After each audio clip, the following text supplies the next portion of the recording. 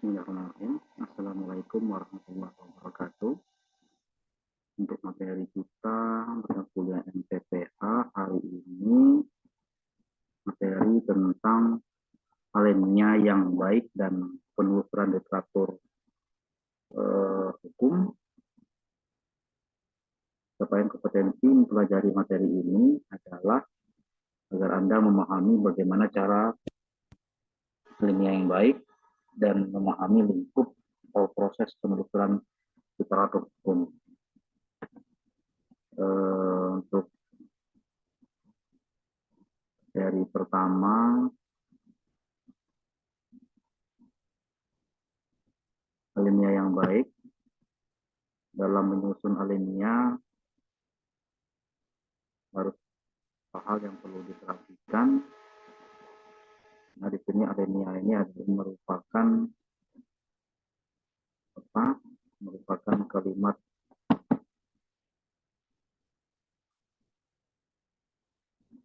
pikiran yang dituangkan dalam tulisan. Ini namanya alinea ini biasanya lebih luas dari kalimat. Kesatuan pikiran yang lebih tinggi atau lebih luas dari kalimat. Dia merupakan kumpulan dari kalimat-kalimat yang berkalian, berkaitan antara satu sama lainnya. Terus itu menjadi jelas dalam satu alinea itu melalui uraian-uraian tambahan. Biasanya dalam alinea itu kan ada pokok pikiran utama dan pokok pikiran tambahan. Jadi ketika menulis suatu alinea maka harus memiliki satu pokok pikiran utama atau ide utama, dan menggunakan pokok pikiran utama atau ide utama, dan juga dengan menggunakan ide tambahan atau pokok pikiran tambahan. Jadi sekali lagi, kumpulan dari kalimat-kalimat yang kesatuan pikiran ini adalah alinea. Selanjutnya, adapun materi muatan yang terkandung dalam alinea tadi sudah disampaikan, ada ide pokok utama atau ada ide utama, ada ide pokok, ada pokok pikiran utama, atau ada yang menggunakan istilah ide pokok utama, atau ada yang menggunakan pokok pikiran utama, menggunakan istilah itu. Ini sumber materi dari referensi yang ditelusuri. Sumber referensi yang ditelusuri misalnya ketika Anda mengutip bahwa tindak pidana adalah suatu ketentuan peraturan perundang-undangan yang mengatur tentang perbuatan yang dilarang misalnya. Nah, itu kemudian dijelaskan tindak pidana terdiri dari beberapa unsur subjektif dan unsur objektif, dan juga terdiri dari beberapa bentuk, bla bla bla bla bla bla, dan seterusnya. Itu pokoknya berarti pengertian tindak pidananya. Nah, yang selanjutnya tadi adalah ide penjelasan. Nah, kalau ide penjelasan di sini adalah penjabaran lebih lanjut dari penulis, ini tanpa merubah makna dari referensi yang ada dalam ide pokok alinea. Contoh sederhananya begini, misalnya ketika Anda ketika Anda mengutip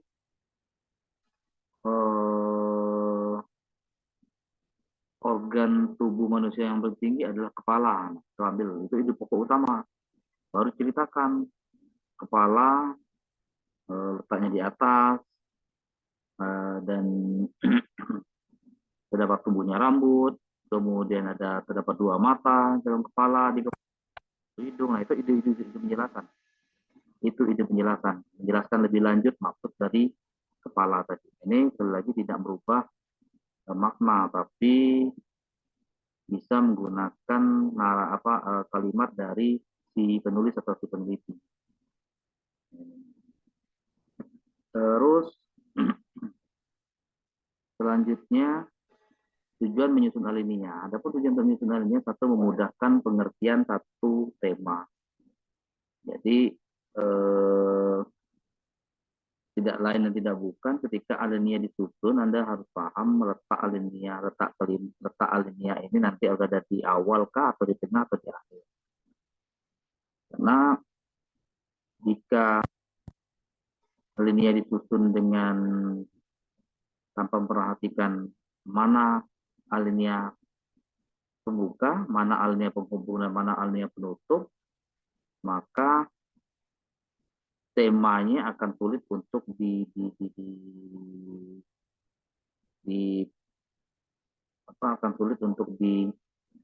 disimpulkan. Jadi untuk memudahkan pengertian suatu tema. Jadi artinya secara runut, kalau menjelaskan tentang kepala, kemudian menjelaskan tentang badan, menjelaskan tentang kaki, maka di situ temanya berarti tentang organ atau tentang tubuh manusia. Itu artinya secara runut. Terus memisahkan secara tegas wajar dan formal kapan berhenti. Ini tujuannya sebenarnya. Jadi kapan berhenti secara tegas, artinya jangan sampai nanti dalam satu paragraf itu terkait satu alinea itu ditulis dalam 3 halaman atau 2 halaman. Jadi satu pokok pikiran utama atau ide pokok, karena ide tambahan atau ide penjelasannya sampai 2 halaman. Itu sudah tidak wajar. Jadi paling tidak, ya paling sedikit alinea itu terdiri dari 3 kalimat. Terdiri dari 3 kalimat. Itu paling sedikit. Biasa standar yang digunakan dalam tulisan-tulisan.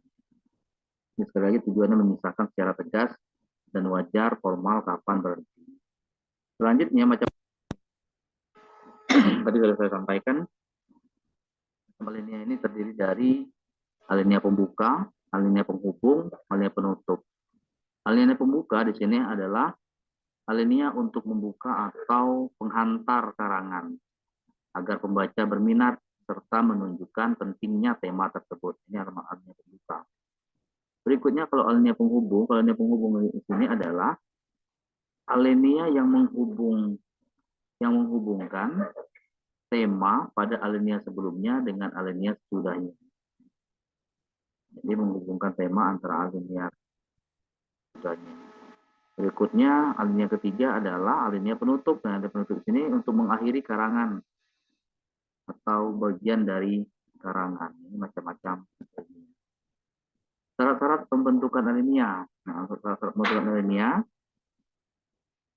ini merupakan syaratnya merupakan satu kesatuan yang harus memperlihatkan dengan jelas suatu maksud atau tema yang akan disaji. Jadi alinea itu harus satu kesatuan yang harus memperlihatkan dengan jelas suatu maksud atau tema yang disaji. Dalam satu alinea itu harus jelas apa ide pokoknya. Ada apa ide pokoknya. Biasanya pembaca lebih mudah memahami ketika ide pokok itu diletakkan di awal alinea, di awal alinea atau kalimat awal gitu. Kalimat pertama. Karena pembaca akan agak sulit kalau misalnya ide pokoknya atau ide utamanya diletakkan di tengah atau di akhir alinea. Jadi untuk syarat itu merupakan satu kesatuan yang harus memperlihatkan dengan jelas suatu maksud atau tema yang akan disaji. Terus yang kedua, menunjukkan koherensi yang merupakan kekompakan hubungan antar kalimat. Koherensi yaitu keterkaitan antara kalimat yang satu dengan kalimat yang lain. Nah, terus syarat yang ketiga merupakan perkembangan pokok gagasan dalam bentuk rincian. Contoh, tema menjadi jelas. Di sini merupakan perkembangan pokok gagasan dalam bentuk rinci. Contoh, alasan agar tema menjadi jelas.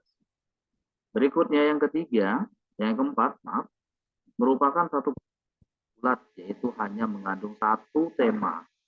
Ini satu alinea itu hanya mengandung satu tema atau satu pokok pikiran utama, satu ide utama saja atau ide pokok saja. Ini syarat pembentukan alinea.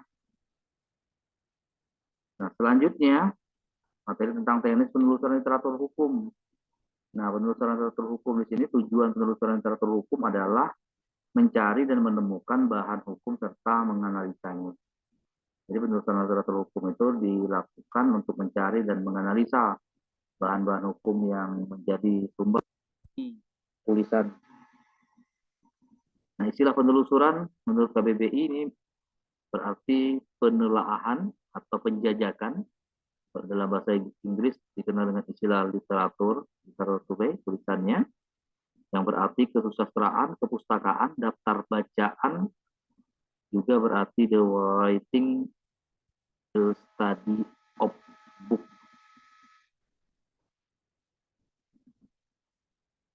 Next, adapun hubungan penelusuran literatur hukum dengan penelitian hukum. Ketika Anda melakukan penelitian hukum, pasti Anda akan melakukan yang namanya penelusuran literatur hukum. Dalam penelusuran literatur hukum yang menjadi bahan-bahan hukum yang menjadi referensi itu tidak lain dan tidak bukan caranya dilakukan yang namanya penelusuran literatur hukum. Ketika Anda melakukan penelitian, apalagi penelitiannya penelitian hukum normatif, pasti bahan-bahan hukum itu menjadi bahan-bahan hukum yang menjadi referensi Anda harus Anda telusuri, entah itu bahan hukum primernya, entah itu bahan hukum sekundernya maupun bahan hukum tersiernya. Kalau dalam penelitian hukum empiris dilakukan dengan penelitian masyarakat, bisa disebut dengan lapangan riset strategi. Tapi di sini juga untuk penelitian hukum empiris ya tetap tinjauan pustakanya tetap harus melakukan penelusuran literatur hukum. Harus dengan penelusuran literatur hukum karena berhubungan dengan bahan hukum. Jadi penelusuran literatur hukum ini keterkaitan dengan bahan hukum yang ingin Anda cari, yang relevan dengan tema Anda. Gitu. Berikutnya, ada pemanfaat penelusuran literatur hukum. Pertama, menggali teori-teori dasar dan konsep yang telah ditemukan oleh para ahli terdahulu. Teori-teori, konsep, pendapat, istilah-istilah, pengertian-pengertian menurut para ahli terdahulu, itu dilakukan penelusuran literatur hukum, itu salah satu manfaatnya. Yang kedua, dapat mengikuti perkembangan penelitian dalam bidang yang akan diteliti. Perkembangan penelitian yang akan diteliti, dengan melakukan penelusuran, Anda tahu bahwa, oh ternyata objek ini sudah pernah diteliti, oh ternyata undang-undang sudah berubah, oh ternyata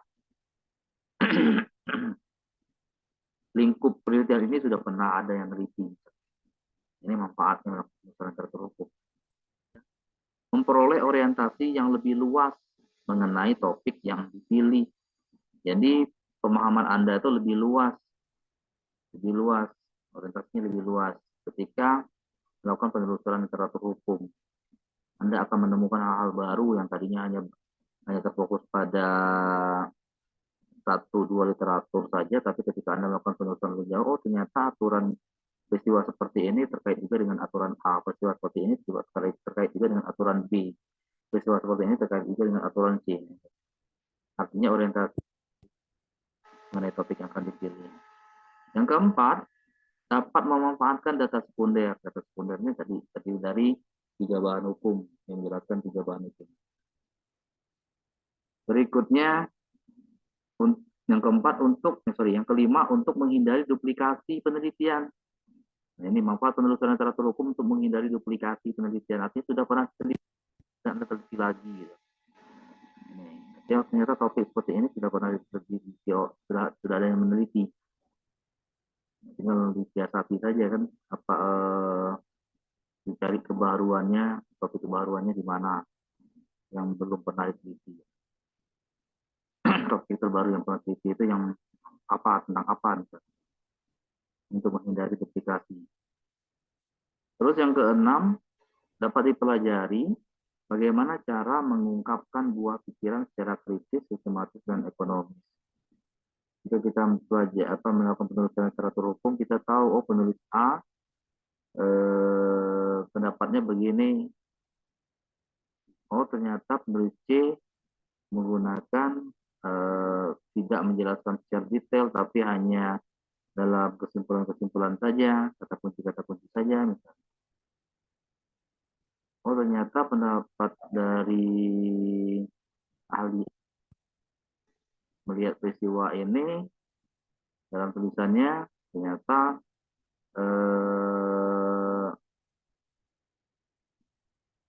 dia menarasikan secara sistematis artinya menggunakan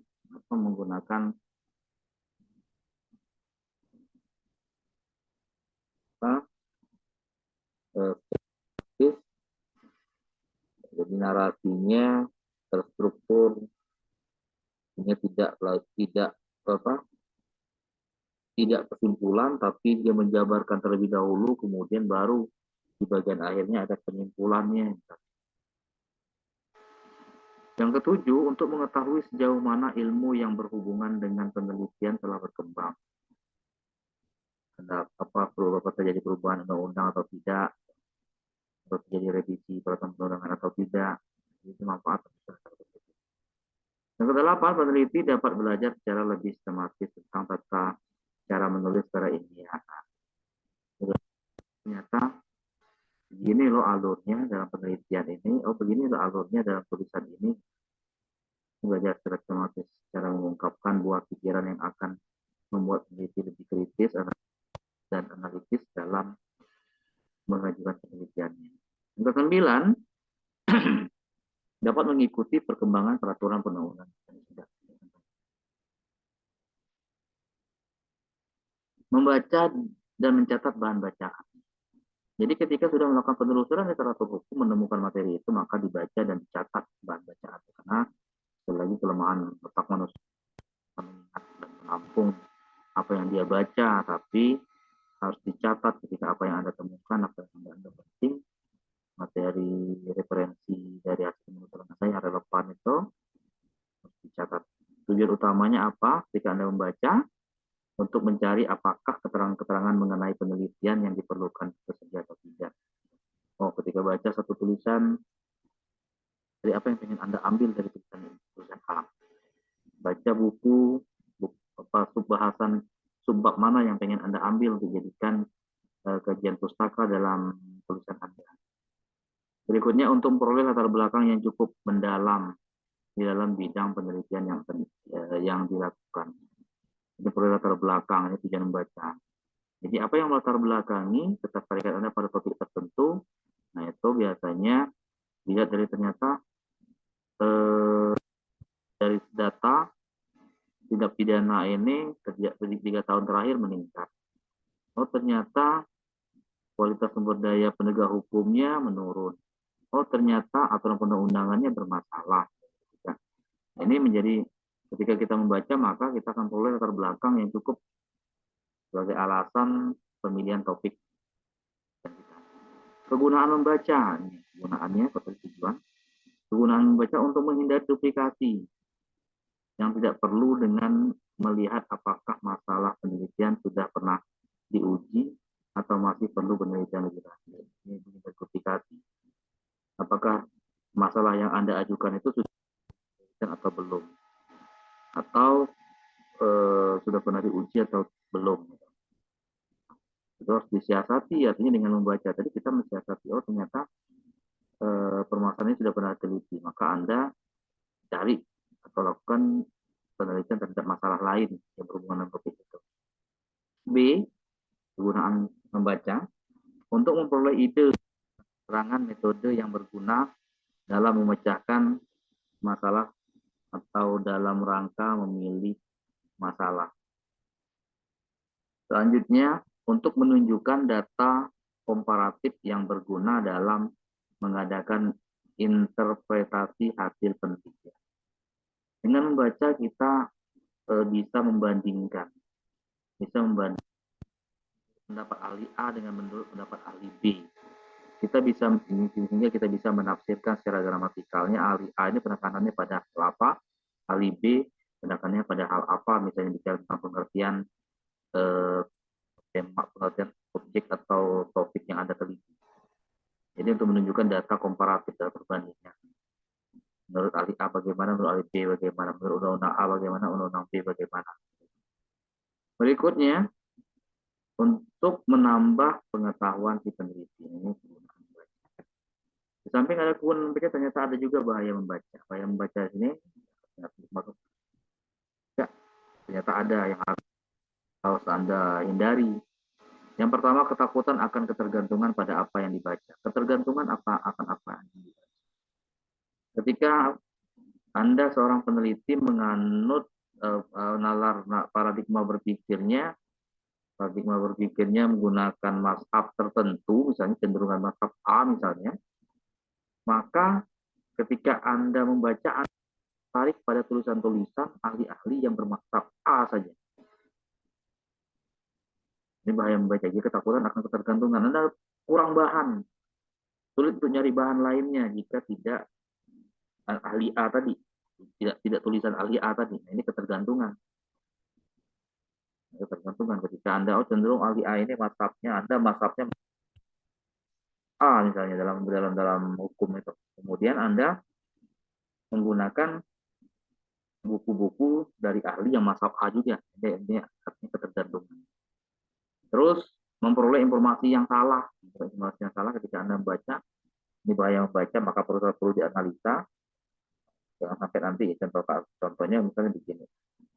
Jika Anda melakukan penelitian, referensi yang ditelusuri melalui internet ternyata diambil dari blogspot. Blogspotnya ternyata Anda nggak tahu bahwa blogspot itu adalah SMA atau anak SMP yang lagi bikin tugas. Nah, kemudian Anda comot itu jadi materi tulisan Anda. Sementara Anda nggak tahu bahwa itu blogspot. Artinya apa? Cuma perlu informasi yang salah. Karena penulisnya ternyata pendidikannya di bawah Anda. Atau bahwa yang baca ketika Anda tidak berusaha untuk meng-cross-check lebih, mencari data perbanding atau komparatif, tadi kan data komparatif, ternyata hoax apa yang Anda kutip. Ini perlu informasi apa. Oleh karena itu, pembaca harus kritis dan dalam memilih bahan bacaan. Maka untuk mensiasatinya, maka kita sebagai pembaca harus kritis dalam memilih bahan bacaan. Selanjutnya, ini cara mencatat atau mengutip informasi. Jenis kutipan informasi. Ini dilakukan karena keterbatasan daya ingat, maka apa yang dianggap penting maka dicatat. Keterbatasan dicatat dan kita baca. Adapun jenis-jenis kutipan, ini ketika dicatat ini kan kita mengutip. Jenis-jenis kutipan itu terdiri dari 4. Yang pertama kuotasi, yang kedua parafrase, yang ketiga kesimpulan atau ikhtisar atau summary, yang keempat praisi. Ini biasa yang tidak asing di telinga kita adalah parafrase. Coba kita lihat satu-satu kuotasi itu apa. Kuotasi di sini adalah mengutip secara langsung tanpa mengubah satu kata pun dari kata-kata pengarang. Ini kuotasi. Itu artinya pas tulen. Menurut pendapat pengarang tidak berubah satu kata pun, karena khawatir nanti akan berubah makna jika berubah kata. Ini kuotasi. Sementara yang kedua, parafrase. Parafrase di sini mengutip seluruh isi bacaan dengan menggunakan kata-kata si pembaca sendiri. Jadi mengutip ketika dia baca, kemudian dikutip menggunakan kata-kata si pembaca sendiri. Dia tidak copy paste, tapi mencoba untuk menarasikan dengan bahasa dari si pembaca. Itu parafrase. Dan kesimpulan ikhtisar atau summary. Ini kutipan ini maksudnya adalah mencatat sinopsis atau kependekan dari seluruh pemikiran yang ada dalam bacaan dengan menggunakan kata. Satu bab disimpulkan, satu buku disimpulkan. Ini kesimpulan atau ikhtisar atau summary.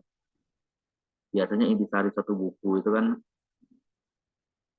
ada di halaman, ada di cover belakang.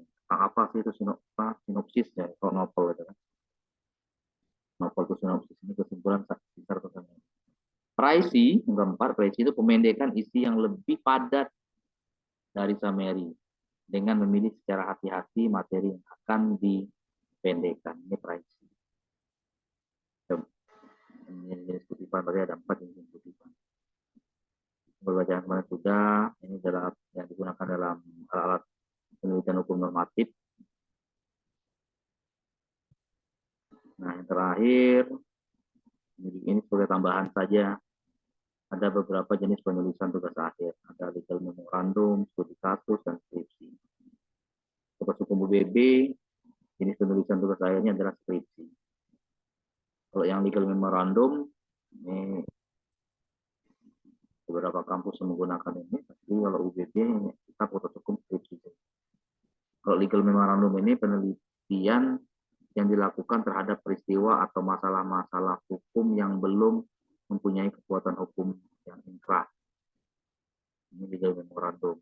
Maka kalau studi kasus, penelitian dilakukan terhadap putusan pengadilan yang sudah ketetapan hukum.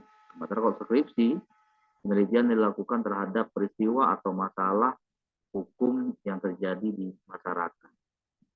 Kalau di kita skripsi, istilah apa biasa sebut skripsi, tapi terkadang di situ ada studi kasus, di situ ada legal memorandum, tapi jenis tugas akhirnya di skripsi, padahal dibedakan antara legal memorandum dan studi kasus.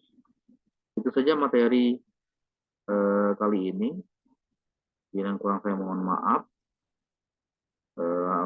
Silakan disimak lagi untuk menambah pada pemahaman Anda. Yang kurang saya mohon maaf. Wabillahi taufiq wal hidayah. Assalamualaikum warahmatullahi wabarakatuh.